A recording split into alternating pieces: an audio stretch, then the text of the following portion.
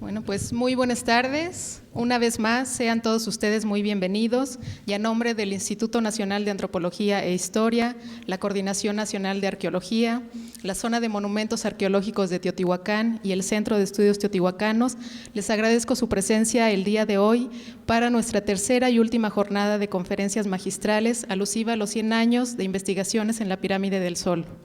Esta tarde tenemos el honor de contar en este auditorio con la presencia de dos muy distinguidos especialistas de la Universidad Nacional Autónoma de México, quienes nos hablarán de dos aspectos novedosos y muy relevantes sobre los cuales la Pirámide del Sol nos puede arrojar información valiosa en cuanto a su función y en cuanto a lo que fue el sistema de gobierno de la antigua ciudad de Teotihuacán. Recibamos con un caluroso aplauso al doctor Arturo Menchaca Rocha y a la doctora Linda Manzanilla Naim.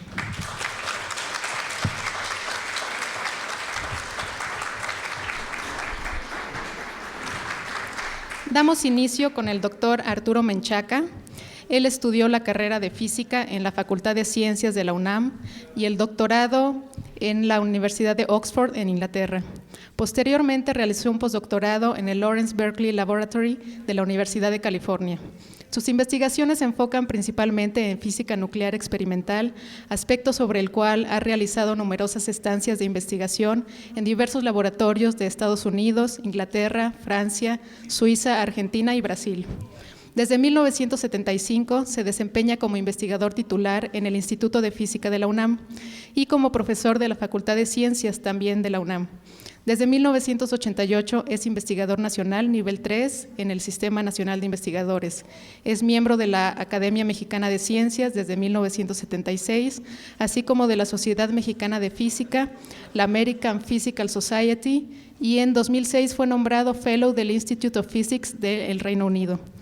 Por su experiencia, él y su grupo de investigación han sido invitados a colaborar en el proyecto Espectrómetro Magnético Alfa, en el que participan la Organización Europea para la Investigación Nuclear, o CERN por sus siglas en francés, y la NASA, que involucra la búsqueda de antinúcleos cósmicos, así como en el proyecto ALICE del CERN, que busca evidencias del denominado plasma de quarks y gluones. En fechas recientes, también con su grupo de investigación, construyó un detector de muones con el objeto de buscar posibles huecos en el cuerpo de la Pirámide del Sol, aspecto sobre el cual versará precisamente su intervención el día de hoy. Es autor y coautor de 150 publicaciones y ha impartido más de 100 conferencias en foros tanto nacionales como internacionales. En reconocimiento a su desempeño académico, en 1997 recibió el Premio a la Investigación Científica de la Sociedad Mexicana de Física. En 2003 ganó la medalla Fernando de Alba por sus contribuciones al desarrollo de la física experimental en México y en 2004 ganó el Premio Nacional de Ciencias y Artes.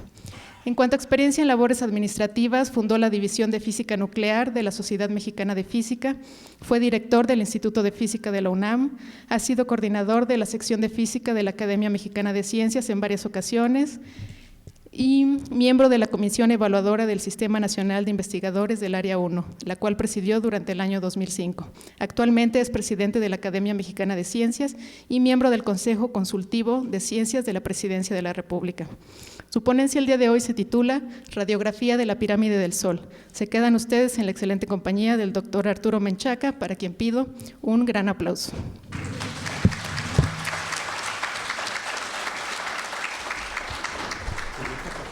Sí. Muy bien, bueno, muchas gracias. Entiendo que mi posición física aquí es un poco rígida, entonces no sé si me puedo mover aquí para un lado, de manera de yo mismo ver lo que estoy proyectando. Yo les, digamos, este es un trabajo que se hace en colaboración con la doctora Linda Manzanilla, y es un trabajo del cual yo voy a hablar de los aspectos más relacionados con la arqueometría, se denomina, así que es en realidad el aplicar, más bien son técnicas modernas de medición aplicadas a la arqueología. Es un trabajo que se lleva mucho tiempo, llevamos desesperadamente mucho tiempo, llevamos 10 años desde que se concibió y 8 años desde que se obtuvieron los permisos y el primer financiamiento. Ya se darán cuenta por qué se tarda uno en hacer estos experimentos, pero ha sido un trabajo muy divertido y muy edificante. Me voy a ir un poco rápido porque no quiero tenerlos aquí mucho rato. Simplemente esta es una un caso típico de la atención que ha llamado este proyecto en la prensa nacional. Esta es una caricatura del Reforma en que nos ponen a todos ahí como sacándole la lengua a la pirámide del Sol. La que sigue, por favor. Entonces, como decía, les voy a hablar, voy a empezar contándoles muy brevemente cuál es el problema desde el punto de vista de la arqueometría. Después les voy a hablar de un problema parecido que se resolvió en otra parte del mundo. Luego, para poder entender el tema, les voy a tener que pasar un poco de conceptos de física, que espero que los encuentren divertidos. Después les voy a hablar sobre el método en particular que estamos utilizando y les voy a hablar, les voy a decir un poco de los detalles de las simulaciones y del trabajo que se ha desarrollado en el sitio y en qué estado nos encontramos hoy. Les quiero anunciar de partida que el día de hoy no van a escuchar, digamos, esta es como una novela sin clímax todavía, ¿sí? Porque todavía no sabemos, así que esa pregunta, si se la quieren reservar para el final, la respuesta es que todavía no sabemos. La que sigue, por favor. Bueno, aquí hay demasiada luz, pero hay quien especula, desde que nosotros empezamos este proyecto, ha habido quien especula que la pirámide del Sol la inventaron hace 100 años, ¿sí? Entonces, en 1876, se tomó este cuadro, digamos, ¿cómo se llama este señor? José María Velasco pintó este cuadro en el que el volumen de la pirámide del Sol está claramente ya incluida, ¿sí? De manera que no hay duda de que el volumen de la pirámide del Sol está esencialmente intacto, salvo por la superficie. La que sigue, por favor. Hoy vemos de una foto tomada desde la pirámide de la Luna el mismo volumen, ahora con su cubierta, digamos, con la cubierta limpia, ¿sí? La que sigue, por favor. Entonces, la pirámide del Sol, para un físico, es este monumento que tiene, digamos, del orden de 2000 años, a la cual, como veremos en la siguiente transparencia, se le han hecho investigaciones sobre su volumen y existe el potencial de que esta pirámide contenga algún hueco de significado arqueológico. No lo voy a poner más allá porque el resto de la plática va a estar muchísimo más bien explicado por la mejor arqueóloga de México, así que no quiero robar ese terreno. La que sigue, por favor. Concretamente, este es un corte de la pirámide del Sol y en la pirámide del Sol vemos que las primeras excavaciones las realizó ni más ni menos que Manuel Gamio en 1920, haciendo un túnel que va de la parte trasera de la pirámide al centro, y posteriormente este túnel fue extendido por Noguera en 1935, 15 años después. Lo que un estudio detallado de esta, digamos, un análisis de lo que se encontró es que en realidad la pirámide del Sol no tiene realmente una estructura interna que pueda, digamos, no es una superposición de pirámides, ¿sí? Sino que en realidad pareciera ser una pirámide que contiene tierra, adobe, piedras pequeñitas y tal vez recientemente se han encontrado vestigios de templos antiguos, pero todo esto no hay una pirámide debajo, ¿sí? Y después en 1962 este señor Smith, que no sé si es un señor o una señora, hizo un túnel en la parte alta, parece que con la motivación de buscar vestigios de un posible templo superior. También este túnel revela, cuando uno entra al túnel, que la pirámide tiene una estructura esencialmente de tierra, ¿sí? No hay, al menos en el volumen investigado, no hay vestigios de que exista una superposición o algunos otros monumentos internos. A principios de los años 70 se descubrió también la existencia de un túnel de lava, ¿sí? Que esto de lo natural es simplemente, pues esta no es una transparencia mía, estoy seguro que Linda no le va a gustar el nombre, pero de alguna manera existe un túnel que es un túnel muy interesante, porque cuando se ve en corte, y desgraciadamente no muchos de ustedes lo van a ver por allá, pero cuando se ve, digamos, proyectado en el plano, este túnel es paralelo, a pesar de que tiene una forma un poco como un gusano, está centrado en la pirámide, es paralelo a la pirámide y llega muy cerca del eje de simetría de la pirámide. Entonces, si bien los arqueólogos le han dado o le dieron en su momento mucho interés a este túnel, en realidad es un lugar que nos permite a nosotros repetir un experimento que les voy a contar a continuación. La que sigue, por favor. Al final de ese túnel, el final de ese túnel se encuentra esta cueva que tiene 4 lóbulos, como si fuera un trébol de 4 hojas. Y este es el lugar en donde nosotros estamos realizando nuestro experimento. La que sigue, por favor. En resumen, lo que tenemos es un monumento del cual se desconoce su volumen y hay interés por saber qué hay en su volumen. Este monumento tiene por debajo de él corre un túnel y este túnel tiene una cueva donde uno podría lanzar un experimento como de rayos X o de transmisión. Un problema muy parecido se presentó a fines de los años 60 en Egipto, donde hay estas famosas tres pirámides, Keops, Kefren y Miserinos, que nos enseñan en la escuela. Resulta que Keops era papá de Kefren y Kefren era papá de Miserinos, pero la tumba de Keops tiene una estructura interna conocida muy compleja, o sea, en el volumen hay cámaras y túneles y cosas así, mientras que la pirámide de Kefren tiene en realidad solo, una cámara importante que está en la base, cerca del eje de simetría de la pirámide.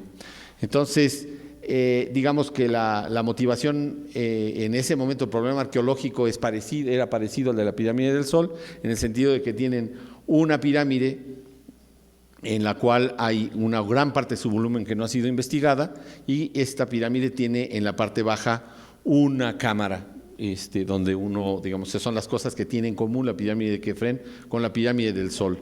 El problema arqueológico es que había en esa época quien proponía que Kefren había sido más abusado, los arquitectos de Kefren habían sido más inteligentes que los arquitectos de Keops, y era posible que Kefren estuviera de alguna manera, su cuerpo estuviera metido en algún lugar del volumen, pero simplemente no hubiera dejado rastro, de manera que simplemente había que investigar el volumen. En ambos casos nos enfrentamos a una pirámide a la cual no se le pueden, no se puede desarmar, evidentemente, para poder saber qué hay adentro, y para la cual entonces hace falta tener una técnica de prospección no destructiva. La técnica la propuso un señor que apenas verán acá, pero este señor de la camisa blanca acá, se llamaba Luis Álvarez. Luis Álvarez fue un profesor de la Universidad de Berkeley que ganó el premio Nobel por sus trabajos en física experimental, y este señor propuso utilizar un tipo de radiación que no son los rayos X, sino es una radiación que nos viene del cielo, que se llaman los rayos cósmicos. Y lo que él propuso fue poner en esta cámara, que se llama la cámara de Belzoni, un detector de rayos cósmicos, y ahora les voy a dar más detalles sobre cómo funciona el método. En todo caso, este es el sistema de detección de Luis Álvarez en los años 60, a finales de los años 60, en la cámara de Belzoni. La que sigue, por favor. Bueno, ahora vamos a hablar un poco de física para poder entender qué son los rayos cósmicos y de qué estamos hablando. Entonces voy a ser, muy coloquial, y me voy a imaginar que voy a tratar de deducir para ustedes o darles una clase sobre la estructura de la materia. Si ustedes tuvieran un microscopio muy poderoso que pudiera uno variar el nivel de amplificación, si tomaran una gotita de agua y aumentaran mucho la amplificación, verían que el agua está hecha de moléculas, y pues yo creo que en la escuela nos enseña H2O, son dos átomos de hidrógeno y uno de oxígeno lo que componen al agua. Si uno le aumenta la amplificación a este microscopio hipotético y lo concentra uno en un átomo de hidrógeno, verá uno que el átomo de hidrógeno tiene un núcleo y un electrón que le da vueltas, ¿sí? Un poquito como un sistema solar que solo tiene un planeta, ¿sí? Y si uno le aumenta todavía más, uno se concentra en el núcleo, uno ve que el núcleo, al cual nosotros le llamamos un protón, ¿sí? Al núcleo de hidrógeno, está adentro todavía hecho de más cosas adentro que en la actualidad se les llaman los quarks, ¿sí? Y los quarks son la última estructura de la naturaleza de los núcleos, ¿sí? De hecho, los quarks, estos quarks junto con los electrones, componen al 99.99% de la materia que conocemos. El resto de las partículas que les preocupan a los colegas físicos son partículas un poco raras, ¿sí?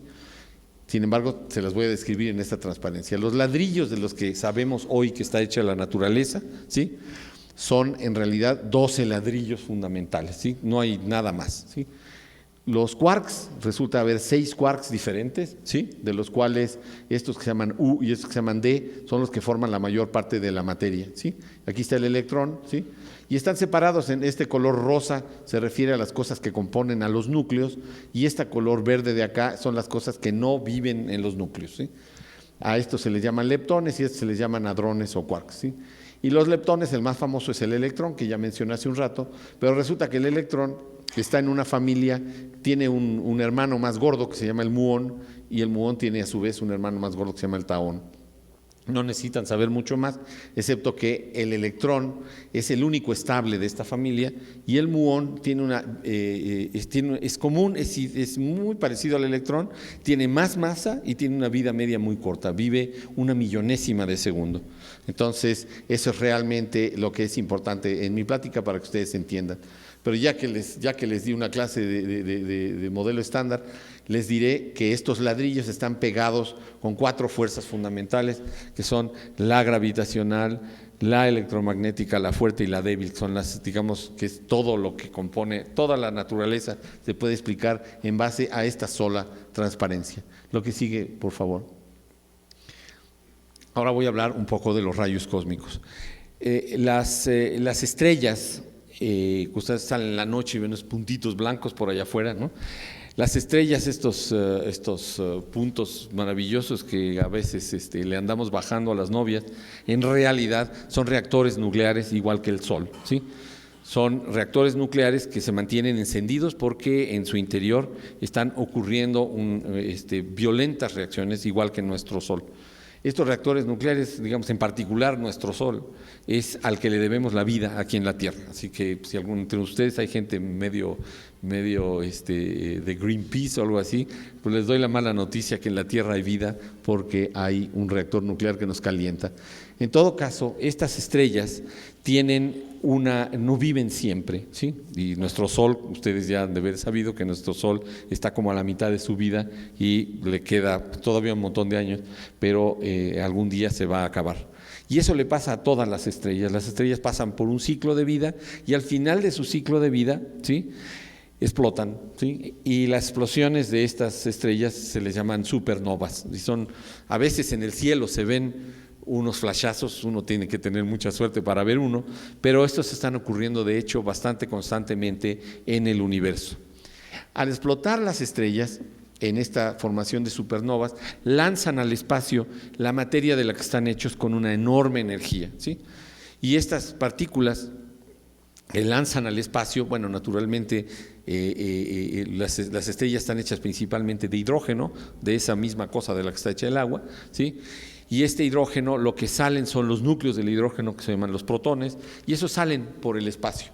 La diferencia entre esa información y la luz que emiten las estrellas es que los protones tienen una carga eléctrica, y las partículas que se mueven cerca de un imán que tienen carga eléctrica son desviadas por los imanes.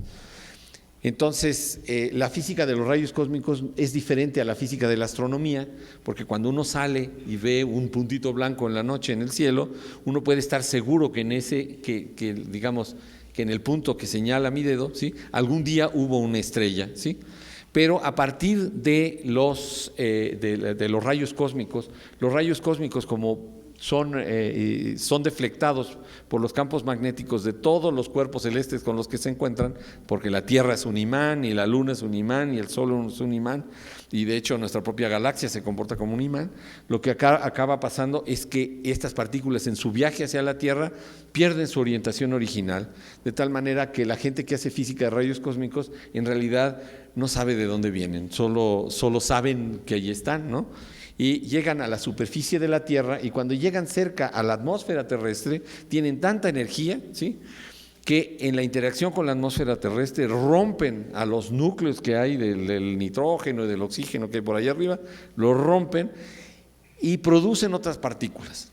Producen, pues eso suena un poco raro, pero en esta física es así. Si uno tiene mucha energía, uno puede transformar esa energía en materia, ¿sí? E igual a mc cuadrada, yo puedo transformar energía en materia. Y al hacer eso, se producen, las partículas que más se producen son las partículas que llaman piones. Ustedes no quieren saber mucho, pero los piones pertenecen a la familia esa de los ladrillos color de rosa que mostré hace un ratito, pero estos piones tienen una vida media todavía más corta que los muones, y resulta que los piones al decaer producen muones. De tal manera que en la superficie de la Tierra, la que sigue por favor, y pido una disculpa porque esta es casi de las únicas gráficas, hay 2 o 3 gráficas que les voy a mostrar, no se espanten mucho porque se las voy a explicar, ¿sí? Acá arriba, esta es una gráfica para quien, digamos, no está muy acostumbrado, aunque hoy por hoy uno ve gráficas con cierta frecuencia, y en esta gráfica, esta es una variable que ustedes van a entender, es la altura medida desde la superficie de la Tierra, donde 0 es la superficie de la Tierra y 15 son 15 kilómetros, ¿sí? Entonces, y aquí este es el flujo de las diferentes radiaciones que nos llegan.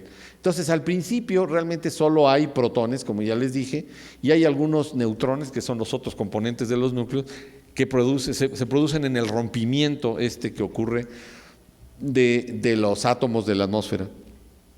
Pero como ven, a medida que van penetrando la atmósfera terrestre, los protones y los neutrones casi desaparecen. De tal manera, esta es una escala logarítmica, quiere decir que hay factores de 10 entre cada una de estas, de tal manera que en la superficie de la Tierra los protones que venían de las estrellas ya no queda nada, ¿sí? Y realmente lo que más queda son, bueno, estas partículas rarísimas que se llaman neutrinos, sobre las cuales no voy a hablar porque sería muy difícil detectar, pero los muones es lo que sigue más abundante.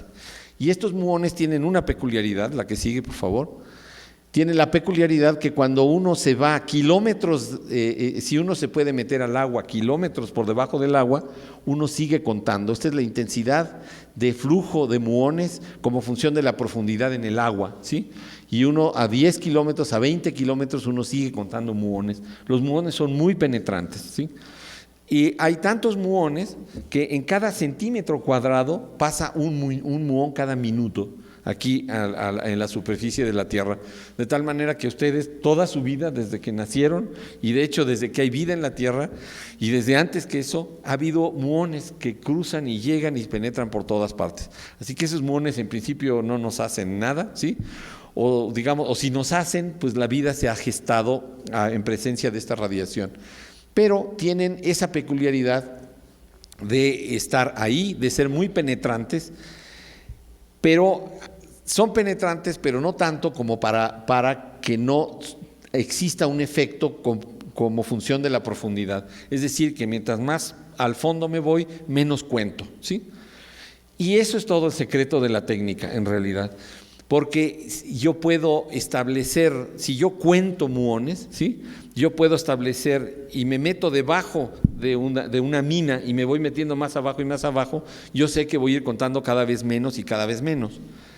De manera que si yo estoy debajo de una mina en algún lugar, imagínense un túnel en una mina, y el piso de arriba, digamos el piso de la Tierra, se lo imaginan como plano, y al ir caminando yo por mi túnel, entre mi túnel y arriba hay un hueco, ¿sí? Si hay un hueco ahí, por ese hueco se me van a colar más muones, simplemente porque hay menos tierra encima, ¿sí? Y entonces lo que va a ocurrir es que yo puedo establecer una relación entre cuánta tierra tengo arriba, ¿sí?, y cuántos muones me llegan, ¿sí? Y ya seguramente con eso agarraron un poco la idea de qué se trata la técnica para medir, ¿sí? De hecho, esta técnica se parece muchísimo a la técnica que utilizan los radiólogos para sacarnos una radiografía. Algunos de ustedes, ojalá no muy frecuentemente, pero algunos de ustedes se han roto alguna vez un hueso y han ido con el médico, ¿sí? Y el médico les da una receta, los manda con el radiólogo, ¿sí? Y el radiólogo pues les pone por un lado una fuente de luz de esos rayos que se llaman X, ¿sí?, y del otro lado les pone una vulgar placa fotográfica. Y entonces lo que ocurre con la placa fotográfica es que los rayos X cruzan a su cuerpo, ¿sí? Pero cruzan menos dependiendo de la densidad interna de su cuerpo, de tal manera que las partes más densas de su cuerpo son las que más absorben a los rayos X. Entonces, cuando ustedes ven la placa, las partes menos veladas de la placa, que se ven blanquitas, son sus huesos. Entonces, siempre que ven una radiografía, ustedes ven sus huesos claramente dibujados ahí, porque son las partes que han absorbido más a los rayos X, ¿sí? El experimento que nosotros queremos hacer acá es un experimento que es un poquito al revés. Nosotros andamos buscando las zonas que absorben menos muones, ¿sí? Entonces, en lugar de buscar manchas blancas, lo que nosotros andamos buscando son manchas negras, ¿sí? Zonas más veladas. La que sigue la voy a saltar porque es un poco técnica y probablemente irrelevante para ustedes. Tiene que ver con el espectro de energías, es decir, las energías que tienen estas partículas. Esto, digamos, es importante para los físicos, pero solo les quiero dar la impresión de que nosotros entendemos también el espectro, digamos, que no solo sabemos cuántas llegan, sino qué energías tienen. La que sigue, por favor. Bueno, este es otro detalle técnico, es que uno supone en estos experimentos, la primera hipótesis es que los rayos cósmicos, tal como yo se los pinté, cruzan a la pirámide en línea recta. En rigor eso al final no ocurre porque las partículas van chocando con la materia que se encuentran y se dispersan, aunque sea poquito, y se desvían. Y esto está relacionado con la resolución de nuestro detector, ¿sí? Nuestro detector no tiene una resolución infinita por el hecho de que al cruzar la materia se va poniendo como borroso, ¿sí? Entonces la que sigue, por favor, espero que ya no haya más gráficas, y otra gráfica más, no, esta ya me la salto, ¿sí? La que sigue, por favor. Bueno, entonces ahora les hablo del método. ¿Cómo hace uno para poder entonces medir esta radiografía que le queremos tomar a la pirámide del Sol? Entonces realmente lo que hacemos es que nosotros tenemos un detector, ¿sí?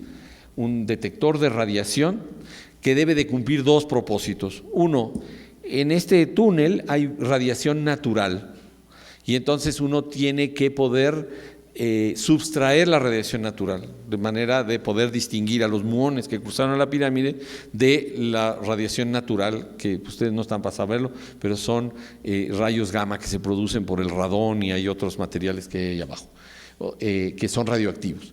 Entonces, uno necesita un tipo de detector que de alguna manera me discrimine a la radiación que no quiero, ¿sí? Y se quede solo con los muones. Y lo que yo quiero saber de los muones es la trayectoria que tienen, porque al final de cuentas lo que yo quiero hacer es un mapeo. Yo lo que hago es que si tengo un instrumento que me permite saber de dónde viene cada rayo cósmico, al final de cuentas voy sumando todas las trayectorias de todos, y si de alguna dirección me llegan más muones de los que deberían, yo ya sé que en esa dirección hay un hueco. Ese es realmente el chiste de la técnica. Entonces, nuestro detector, dicho coloquialmente, es como un sándwich, ¿sí? Donde el pan Bimbo son las tapas, digamos, son estos instrumentos que me permiten saber si es determinar que se trata de un muón, ¿sí? Y lo del medio me da puntos a lo largo de la trayectoria para yo poder definir la trayectoria del muón. Y eso es todo. Bueno, aparte de esto, hay una computadora por un lado que me va guardando la información trayectoria por trayectoria. La que sigue, por favor.